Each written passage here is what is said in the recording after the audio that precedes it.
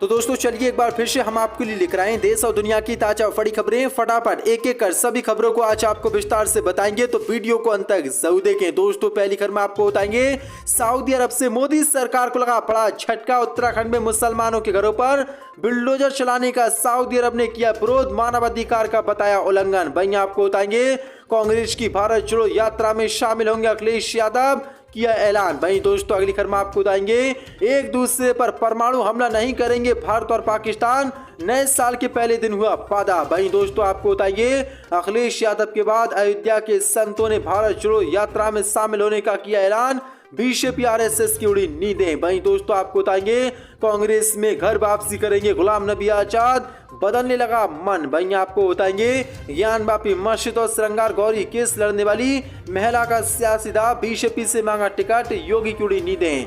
वहीं दोस्तों अगली खबर में आपको बताएंगे सुप्रीम कोर्ट से योगी सरकार को लगा बड़ा झटका।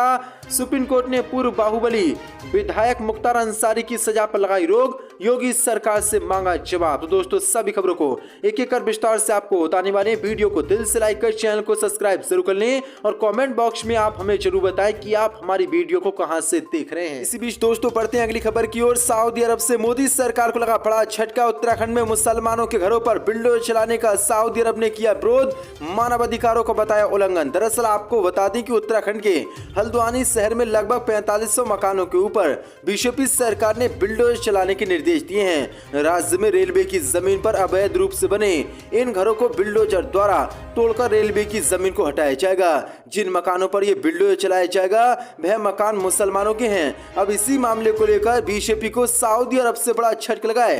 दरअसल सऊदी अरब ने उत्तराखंड के हल्द्वानी में मुसलमानों के घरों पर बुलडोजर चलाने के फैसले का विरोध किया है और इसे मानवाधिकार का उल्लंघन बताया है। दरअसल आपको बता दें कि सऊदी अरब के लेखक अब्दुल्ला ने इस फैसले को बीजेपी से वापस लेने की मांग की है और कहा है कि बीजेपी शासित राज्य में लगातार मुसलमानों के घरों को बुलडोजर से तोड़ा जा रहा है क्योंकि मुसलमानों के साथ भारत में अन्याय है और हम इसका विरोध करते हैं। सरकार को इस तरह की कार्रवाई से बचना चाहिए। जो बढ़ते हैं दोस्तों अगली खबर की ओर। भाजपा को लगा बड़ा झटका, भारत जोड़ो यात्रा में शामिल होंगे अखिलेश यादव, किया ऐलान। दरअसल आपको बता दें भारत जोड़ो यात्रा के लिए आखिरकार राहुल गांधी ने अखिलेश यादव को निमंत्रण पत्र भेज दिया है। वहीं निमंत्रण पत्र मिलने के बाद अब सपा प्रमुख अखिलेश यादव ने राहुल गांधी का धन्यवाद दिया है। बता दें कि बीते 29 दिसंबर को अखिलेश यादव ने मीडिया से बात करते हुए कहा था कि वह भारत जोड़ो यात्रा में शामिल नहीं होंगे क्योंकि इन्हें राहुल गांधी की ओर से कोई निमंत्रण नहीं मिला है। लेकिन अखिलेश यादव को आज राहुल गांधी ने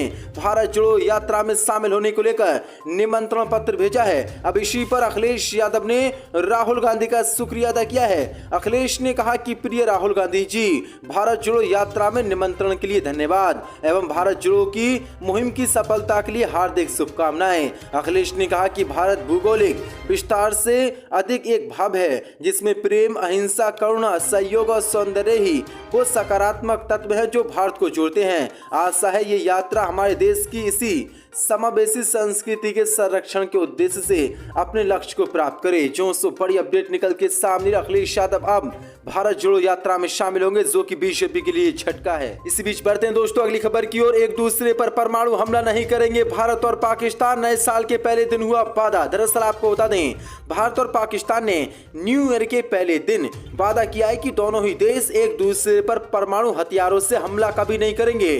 भारत और पाकिस्तान के बीच ये वादा ऐसे वक्त में हुआ है जब दोनों देशों के बीच द्विपक्षीय संबंध बेहद खराब चल रहे हैं। खास बात यह कि पाकिस्तान ने भी 1992 से चली आ रही परंपरा को बरकरार रखने पर सहमति जताई है। इसके अलावा भारत और पाकिस्तान में राजनयिक माध्यमों से अपनी हिरासत में बंद असैन्य कैदियों और मछुआरों की सूची एक दूसरे के साथ साझा की है।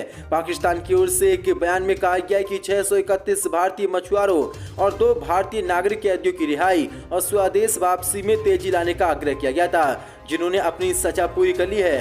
बयान में कहा गया है कि जिनकी राष्ट्रीयता की पुष्टि हो चुकी है और इस्लामाबाद को अवगत करा दिया गया है, उन्हें जल्द ही रिहा कर दिया जाएगा। जो बड़ी अपडेट निकल के सामने, ये बड़ा वादा भारत और पाकिस्तान ने आज किया है। इसी बीच दोस्तों बढ़ते अगली खबर की ओर। भाजपा आरएसएस को लगा जोरदार झटका। अयोध्या के मुख्य पुजारी आचार्य सत्येंद्र दास ने राहुल गांधी को भारत जोड़ो यात्रा के लिए दी शुभकामनाएं। दरअसल आपको बता दें कांग्रेस की भारत जोड़ो यात्रा आज उत्तर प्रदेश में दाखिल होने जा रही है। इस यात्रा में पार्टी के हजारों कार्यकर्ता हिस्सा लेंगे और पार्टी की विचारधारा को आगे बढ़ाने का काम करेंगे।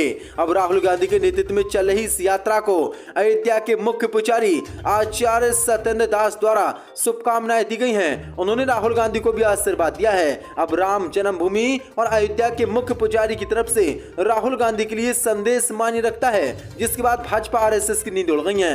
दरअसल आपको बता दें, कुछ दिन पहले उन्होंने राहुल गांधी पर निशाना साधा था जब सलमान खुर्शीद ने राहुल गांधी की तुलना राम से की थी। अब उनके तेवर पलट गए हैं।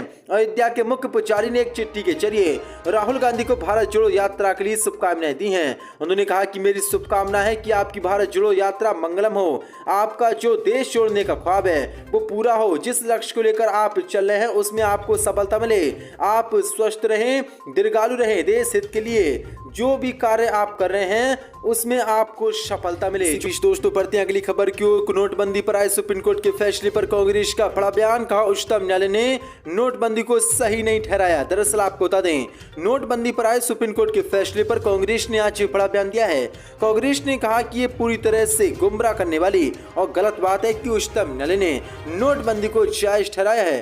कांग्रेस पार्टी के महासचिव जयराम रमेश ने कहा कि शीर्ष अदालत ने इस पर फैसला सुनाया कि क्या रिजर्व बैंक अधिनियम 1934 की धारा 26 को नोटबंदी की घोषणा से पहले सही ढंग से लागू किया गया या नहीं। उन्होंने आरोप लगाया कि नोटबंदी एक बर्बादी वाला फैसला था जिससे आर्थिक प्रगति थम गई और लाखों नौकरियां चली गईं। रमेश ने कहा कि न्यायालय के निर्णय में ये कहीं भी नहीं कहा गया कि नोटबंदी के जो उद्देश्य बताए गए थे वह पूरे हुए नहीं। दरअसल आपको बता दें, सुप्रीम कोर्ट ने सोमवार को कहा कि मोदी सरकार के 2016 में 500 और 1000 रुपए की श्रृंखला वाले नोट बंद करने के फैसले को अनुचित नहीं ठहराया जा सकता।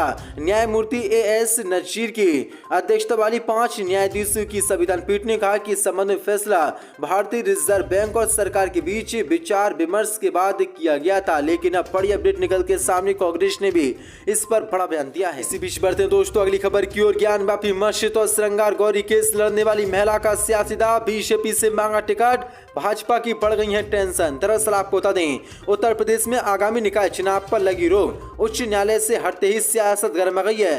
तो वहीं वाराणसी में ज्ञानवापी मस्जिद और श्रृंगार गौरी केस की बांदिनी सीता साहू के मेयर पद की दावेदारी से राजनीतिक भूचाल आ गया है। दरअसल आपको बता दें, सीता बीजेपी के टिकट पर मेयर का चुनाव काशी से लड़ना चाहती हैं। उन्होंने इसके लिए प्रधानमंत्री मोदी और मुख्यमंत्री समेत पार्टी के कई नेताओं को बायोडेटा भेजने की तैयारी कर ली है। वाराणसी में ज्ञानवापी मस्जिद और श्रृंगार गौरी केस की बांदिनी सीता साहू बीजेपी से वाराणसी के मेयर पद का चुनाव लड़ना चाहती हैं।